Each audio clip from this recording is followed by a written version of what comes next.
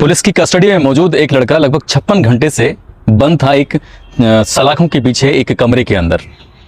काफ़ी देर हो जाती है और रात के लगभग 3 या 4 बजे के आसपास का वक्त रहा होगा। उस वक्त उस लड़के को देखा जाता है तो एक संतरी जाकर उसके पास जाता है, उसके हाथ के नवस को टटोलने की कोशिश करता है और कहता है कि साहब अब ये नहीं रहा। इतना कहना था कि पूरी कोतवाली में हड़कंप मच जाता है। जितने भी सिपाही, जितने भी दरोगा, जितने भी लोग उस कोतवाली से जुड़े हुए हैं, हर किसी की सांसें अटकने लगती हैं। बात जब उच्च अधिकारियों तक पहुंचती है तो उच्च अधिकारियों ने इस मामले में बजाय सावधानी बरतने के, बजाय इसमें सही काम करने के, उन्होंने इतनी बड़ी लापरवाही की कि आज उनके विरुद्ध गंभीर धाराओं में न केवल मुकदमा दर्ज है बल्कि पुलिस उन्हें गिरफ्तार करने के लिए लगातार दबिशें दे रही है। वही पुलिस वाले जो दूसरों के मुकदमे लिखते थे, दूसरों को इंसाफ दिलाया करते थे, आज वो खुद मुलजिम है। कातिल की नजरों से उन्हें देखा जा रहा है। ये कहानी वाकई अपने आप में बड़ी दिलचस्प है। इसको जानने के बाद आपको भी लगेगा कि भारतीय संविधान में जो लिखा है, चाहे वो कितना ही बड़ा आदमी क्यों ना हो, चाहे वो कितना ही छोटा क्यों ना हो, सभी को समान अधिकार जो दिए गए हैं। संविधान ना होता तो शायद किसी गरीब को इंसाफ ना मिलता। आज की कहानी एक गरीब को इंसाफ दिलाने वाली कहानी है। आदाब, नमस्कार, सत श्री अकाल। मैं उस्मान सैफी। आज की जो सच्ची घटना मैं आपको सुनाने जा रहा हूँ, ये सच्ची घटना है उत्तर प्रदेश का एक जिला है बुलंदशहर, और इसी बुलंदशहर जिले का एक थाना लगता है खुर्जा थाना। खुर्जा थाना क्षेत्र का एक गांव लगता है शहजादपुर कनैनी। दरअसल यहाँ का एक लड़का जिसकी उम्र लगभग 25 साल के आसपास है, उस लड़के को अपने ही गांव की एक लड़की से प्यार हो जाता है।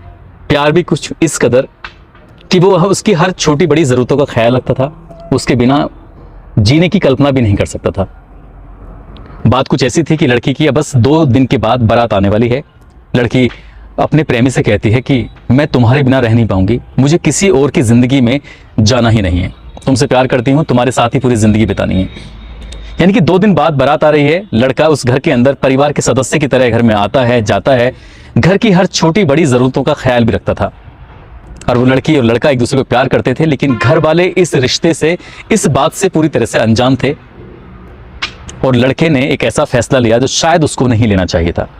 शायद उसको घर वालों से बातचीत करनी चाहिए थी। यही कारण था कि 5 दिसंबर 2020 को वो लड़का गुपचुप तरीके से उस लड़की के साथ गायब हो जाता है। वो लड़का गायब हो जाता है और गायब होने के बाद उसी के परिवार का एक सदस्य जिसका नाम मुकेश है, मुकेश खुर्जा कोतवाली में जाता है और जाकर एक थाने में तहरीर देता है। कहता है साहब, मेरे परिवार की एक लड़की है जो अचानक से गायब हो गई है और उसको गायब करने वाला कोई और नहीं, सोनू उर्फ सोमदत्त है। जल्दी से उसे पकड़ लीजिए क्योंकि 2 दिन के बाद घर में बारात जो आने वाली है। बारात की सारी तैयारी हो चुकी थी, मंडप सज चुका है, लड़की के हाथों में मेहंदी लग चुकी थी, सगाई हो चुकी थी, दहेज का सारा सामान कर लिया था, कार्ड बढ़ चुके थे। ऐसा कौन सा काम था जो नहीं हुआ था? और शादी से 2 दिन पहले जब लड़की अचानक से गायब हो जाती है तो बात किसी भी परिवार की प्रतिष्ठा का जो सवाल था, इज्जत की बात थी। अब वो करें तो क्या करें, किसी से कहें तो क्या कहें। पुलिस वाले भी इस मामले को गंभीरता से लेते हैं और साथ ही उस लड़के को तलाश करने के लिए, उस लड़की को तलाश करने के लिए जो सोनू उर्फ सोमदत्त है, उसके भाई सुनील को हिरासत में ले लिया जाता है। और उसको हिरासत में लेने का कारण यही था कि ताकि पता चल सके कि आखिरकार सोनू है तो कहाँ है। पुलिस ने सीडीआर की मदद से और परिवार की मदद से और जो भी इसके रिश्तेदार थे उनकी मदद से, जहां जहां उसका उठना था, जहां जहां उसका बैठना था, उनकी मदद से आखिरकार उस लड़के को तलाश ही लिया। और जब लड़के को तलाश लेते हैं तो लड़का 9 दिसंबर 2020 का ये वाकया है। वो लड़का है मिलता है बागपत का एक गांव लगता है नवादा। दरअसल नवादे में लड़की भी मिल जाती है और नवादे में लड़का भी मिल जाता है। पुलिस के साथ उसके सोनू उर्फ सोमदत्त का सगा भाई, बड़ा भाई सुनील भी साथ था। पुलिस सुनील को तो वहां छोड़ देती है और लड़के और लड़की को लेकर बागपत से सीधा पहुंच जाती है जिला बुलंदशहर की खुर्जा कोतवाली में, और उस लड़के को कोतवाली के अंदर हवालात में बंद कर देती है। लड़का हवालात में रहता है। गांव में एक तरह से शोर मच जाता है क्योंकि दोनों की, लड़की की जाति अलग थी, लड़के की जाति अलग थी। लड़का थोड़ा सा कमजोर से घर से भी था और लड़की थोड़ी अच्छे घर से भी बिलोंग करती थी। पूरे गांव में मैसेज फैल जाता है कि अगर ये पुलिस इनको छोड़ देगी तो हम नहीं छोड़ने वाले हैं। और यही बात थी, यही रीजन था कि लड़के के अंदर कुछ डर बैठ जाता है और वो बुरी तरह से कांपने लगता है। लेकिन पुलिस ने जो अपना काम ईमानदारी से करना था, शायद पुलिस अपना काम ईमानदारी से करना भूल जाती है। हालांकि उन्होंने लड़की के 164 के बयान भी कराए, लड़की का मेडिकल परीक्षण भी कराया, ये सारे काम जो थे वो होते रहे, लेकिन लड़के को जेल भेजने की बात थी। पुलिस ने लड़के को जेल नहीं भेजा और पुलिस लग जाती है सेटिंग करने में। सेटिंग भी ऐसी कि अब उसकी बोली लगने लगती है कि हम उसको छोड़ेंगे तो उसके बदले में कुछ ना कुछ पैसा लिया जाएगा। मेरी जब पुलिस डिपार्टमेंट के कुछ लोगों से बातचीत चल रही थी, जो इस घटना से जुड़े डायरेक्ट इनडायरेक्ट लोगों से बातचीत चल रही थी, तो वो बताते हैं कि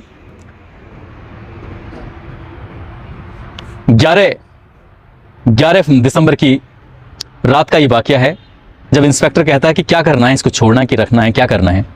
तो पुलिस वाला कहता है कि साहब एक रात और रोक लीजिए इसको, सिर्फ एक रात, जैसे ही दिन निकलेगा आपके पास मोटी रकम आ जाएगी। ऐसा पुलिस वाले ही बताते हैं, पुलिस डिपार्टमेंट के लोग बताते हैं। इंस्पेक्टर के मन में लालच घुस जाता है, और इंस्पेक्टर कोई और नहीं, उस टाइम जो इंस्पेक्टर थे मिथिलेश कुमार उपाध्याय, जो फिलहाल हापुड़ में उनकी पोस्टिंग है, पुलिस ने उन्हें लाइन हाजिर भी कर दिया है। तो मिथिलेश कुमार के दिमाग में लालच घुस जाता है, और वो लालची के वजह से ही उस रात के गुजरने का इंतजार कर रहे थे। मगर रात के 2:30-3 बजे के आसपास इसमें एक जो संतरी की ड्यूटी थी, संतरी की ड्यूटी होती है कि वो ना केवल कोतवाली को देखे, बल्कि कोतवाली के बैरक के अंदर या फिर जिस हवालात जो बनाई गई होती हैं उसके अंदर जो भी बंद हैं वो ठीक हैं कि नहीं हैं। रात में बार बार वो डंडे से उसको जगाने की कोशिश करते हैं। जब वो हाँ या ना का जवाब देता है तो फिर संतरी बेफिक्र हो जाता है। ऐसे ही चल रहा था, डंडा बजाता था, बाहर आ जाया करता था, और जब रात के 2:30 या 3 बजते हैं तब जाकर वो देखता है तो कोई हलचल नहीं होती। बार बार उसको आवाज़ दी जाती है, सोनू सोनू सोनू। सोनू को आवाज़ लग रही थी। सोनू गहरी निंद्रा में सो चुका था, और ऐसी निंद्रा कि शायद वो कभी जाग नहीं सकता था। बैरक का दरवाज़ा खोला जाता है, यानी कि हवालात का दरवाज़ा खोला जाता है। दरवाज़ा खोलने के बाद सीधा वो संतरी जाता है, और उसकी हाथ की नब्ज़ जब देखता है तो नब्ज़ खत्म हो चुकी थी, जवाब दे चुकी थी। ऐसा पुलिस के लोग कहते हैं, जो मैं बात आपको बता रहा हूं। तुरंत ही आनंद फानन ही ये बात उच्च अधिकारी यानी कि इंस्पेक्टर के पास पहुंचती है, एसएसआई के पास पहुंचती है, और जो इस इलाके की संबंधित चौकी है खुर्जा जंक्शन, वहां तक बात पहुंचती है। सब लोगों में हड़कंप मच जाता है कि जो लड़का पिछले 56 घंटे से हवालात के अंदर बंद था, अब वो मर चुका है। पुलिस वाले करें तो क्या करें। बड़े बड़े ऑफिसर की भी बुद्धि जो थी वो कुंद हो चुकी थी, जाम हो चुकी थी। वो फैसला लेने पर कि लें क्या फैसला, क्या ना करें, वो समझ नहीं पा रहे थे। दिन निकलने का इंतजार किए बिना ही उन्होंने शहजादपुर कनैनी में उन लड़के के परिवार वालों को दबाव में लेते हुए और सीधा उस अपने लड़के की डेड बॉडी को लेकर पहुंच जाते हैं शहजादपुर कनैनी।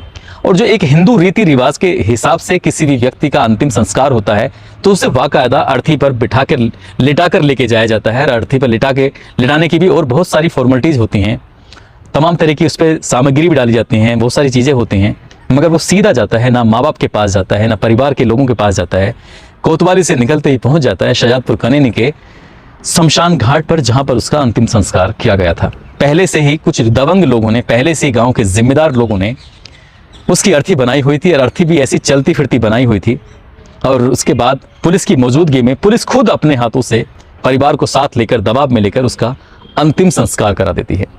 पुलिस ने अब एक नहीं कई गलतियां कर चुकी थी। लड़का और लड़की दोनों बालिग थे।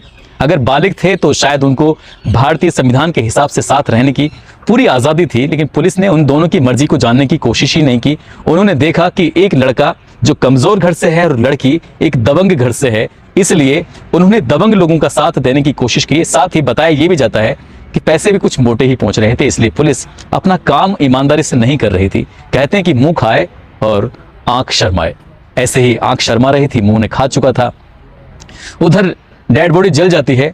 परिवार वालों की भी स्थिति बिल्कुल ठीक वैसी ही हो जाती है जैसे क्या सोनू उर्फ सोमदत्त की मौत के बाद पुलिस की हालत हो गई थी, क्योंकि उनके सोचने और समझने की शक्ति जो थी वो क्षीण हो चुकी थी। वैसे ही बेटे की मौत की खबर मिलते ही परिवार के लोगों की भी दिमाग की जो शक्ति थी, ताकत थी, वो कहीं ना कहीं क्षीण हो चुकी थी।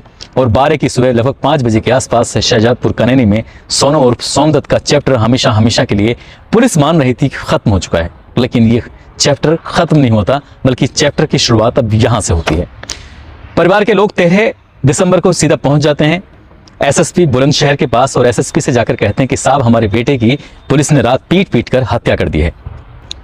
एसएसपी इस मामले को बहुत गंभीरता से नहीं लेते और कहते हैं कि ठीक है, देख लेंगे, जांच कराएंगे, जो भी कदम होगा उठाएंगे। पुलिस जैसा अपने पुलिस वालों की बात की, क्योंकि बात पुलिस की जान पर बनाई थी, इस मामले को गंभीरता से नहीं लिया जाता। इसके बाद परिवार के लोग मरता क्या नहीं करता, कोर्ट की शरण में जाता है। निचली अदालत में जाकर 156(3) में एक वाद दायर करने की कोशिश करते हैं, लेकिन एसीजेएम इस 156(3) को भी खारिज कर देते हैं। और ये खारिज इसलिए होती है, शायद ऐसा बताया जाता है, सूत्रों के हवाले से ये कहा जा रहा है कि पुलिस कहीं ना कहीं कोर्ट ने भी दबाव में आकर ये काम कर दिया था, क्योंकि बात पुलिस और कोर्ट का आपस में एक दूसरे से लिंकअप होता है, एक दूसरे की वो ज़रूरतें होते हैं।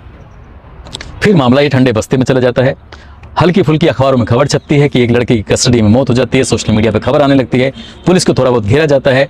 फिर मीडिया बंधुओं के साथ भी वैसा ही होता है जैसा अक्सर मामलों में हो जाता है कि भाई हो तुम अपने ये वो, 2-4 दिन खबर चली और चलने के बाद मामला कहीं ना कहीं पूरी तरह से ठंडे बस्ते में चला जाता है। लेकिन माँ, जो इस कहानी में किरदार है माँ कभी ठंडी नहीं बैठ सकती।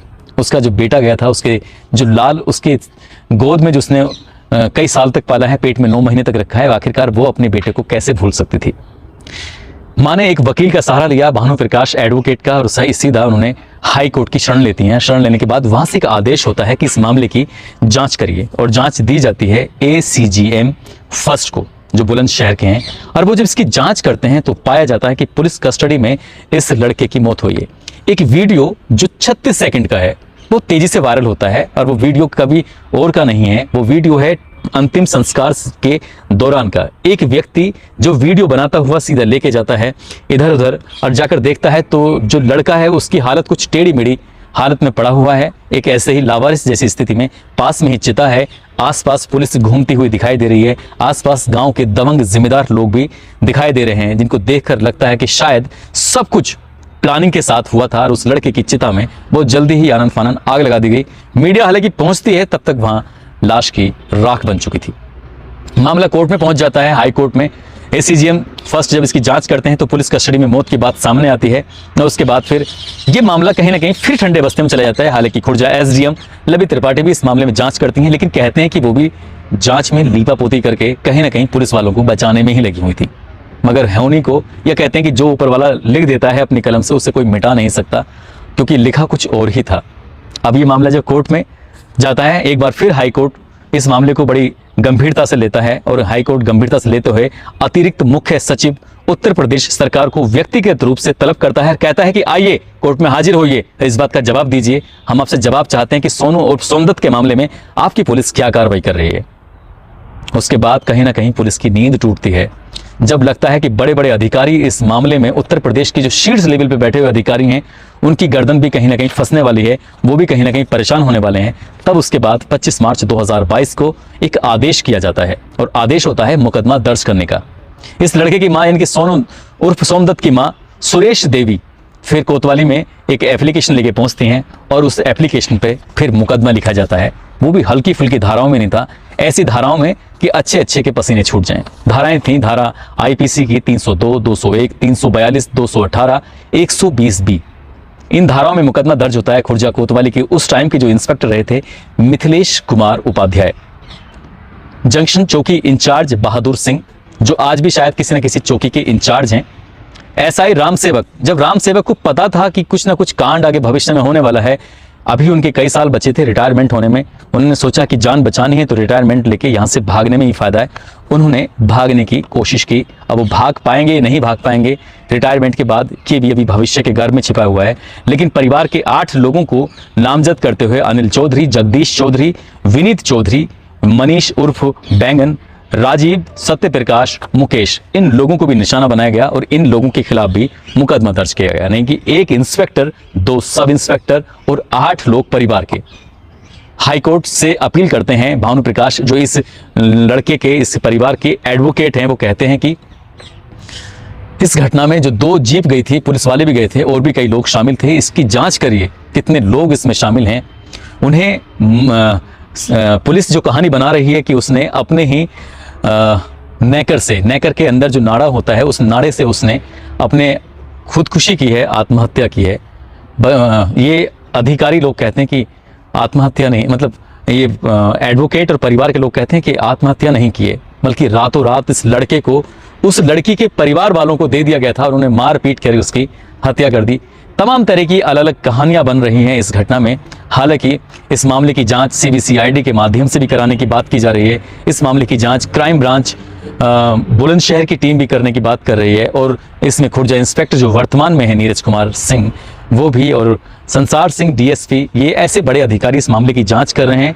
अभी जांच में क्या होगा क्या नहीं होगा ये तो खैर भविष्य के गर्भ में छिपा हुआ है, लेकिन जितने भी इसमें आरोपी हैं उन आरोपियों का बचना इतना आसान भी नहीं है। साथ ही एक बात आपको और बताता चलूं, किसी आम आदमी पर धारा 302 अगर लग जाए तो कहते हैं कि पुलिस उसको बहुत जल्द से जल्द गिरफ्तार करने की कोशिश करती है, लेकिन जिन 2 सब इंस्पेक्टर, एक इंस्पेक्टर के विरुद्ध इसमें मुकदमा दर्ज किया गया है, उसमें अभी तक किसी की गिरफ्तारी नहीं हुई है, क्योंकि पुलिस ही गिरफ्तार करने वाली है और पुलिस वालों की ही अगर गिरफ्तारी होगी तो ये कैसे मुमकिन होगा। भारतीय संविधान ने जिस तरह से सभी लोगों को एक जीने की आज़ादी दी है और जिस तरह से ये दिया है कि चाहे कोई कितने ही बड़े पद पर आसीन क्यों ना हो जाए, कानून सबके लिए बराबर है, इस घटना ने ये साबित कर दिया। अब चाहे वो मिथिलेश कुमार उपाध्याय हों या फिर बहादुर सिंह सब इंस्पेक्टर हों या फिर राम सेवक जो रिटायर्ड सब इंस्पेक्टर वो हों, अब पुलिस जांच ईमानदारी से करती है तो मरने वाले सोनू उर्फ सोमदत्त को इंसाफ मिल जाएगा, और नहीं करती है तो फिर आपको पता ही है बहुत सारे मामलों में पुलिस